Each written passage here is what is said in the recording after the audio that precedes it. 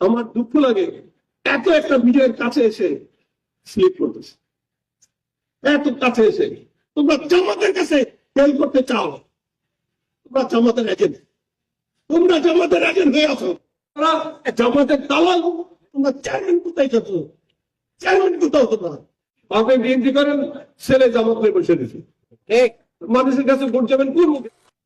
আপনারা বিশেষ করে এত বড় শক্তি নিয়ে আপনাদের জীবনে এবং আমার জীবনে কখন নির্বাচন করতে চাচ্ছি, এরপরে হিমশিম পাচ্ছেন আমাদের সমন্বয়তার অভাব।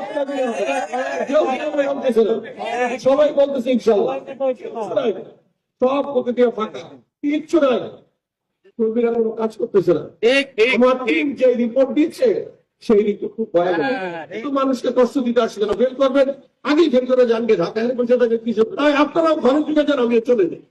সুরের কবলে হিন্দু লাগে না, হিন্দু লাগে না, কারণ কি জানেন? এরকম একটা পরিবেশ স্বাধীনতার পরে আজকে পর্যন্ত আপনারা এই নড়িয়ার মানুষ পারলেন, সেই সেই জিনিসটাকে আপনারা নষ্ট করতেছেন। এখন আপনারা জামাতের দালাল, আপনারা চান এখান থেকে বিএনপি পাস। নতুন আপনারা এত সুযোগ পেয়ে কাজে লাগাচ্ছেন না কেন? আপনাদের ঘর আপনারা পরিষ্কার করেন, আপনাদের ঘরে ঝামেলা হয়ে পড়ছে। আপনি বিএনপি করেন, ছেলে জামাত হয়ে বসে দিচ্ছে। মানুষের কাছে ভোট যাবেন কোন মুখে? বলবেন তো ভাই আপনার লোকরা আপনি ঠিক করেন, আপনি আমাদের কাছে ভোট চাইতে আসেন কিসের জন্য? আমার দুঃখ লাগে এত একটা বিজয়ের কাছে এসে স্লিপ করতেছে, এত কাছে এসে। বিএনপি সৃষ্টি হওয়ার পর থেকে এখান থেকে এমপি নিতে পারেন, লজ্জা লাগে না আপনাদের? লজ্জা হচ্ছে। আপনারা এরপরে সেলফি তোলার জন্য চেয়ারম্যান ইলেকশন করার জন্য রেডি হয়ে আছেন।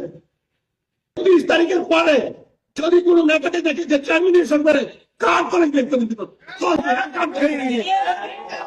দেখি আমি 31 তারিখের পরে কে চেয়ারম্যান নিয়ে চিন্তা করে। আমি কেন মনে করেন তারা দল থেকে বের করবে? তারেক রহমানের অস্তিত্ব, জাতীয়তাবাদী দলের অস্তিত্ব। আর তোমরা চেয়ারম্যান কোথায় যাচ্ছ? চেয়ারম্যান কোথাও তোমরা আত্মসম্মান লেগে আছে।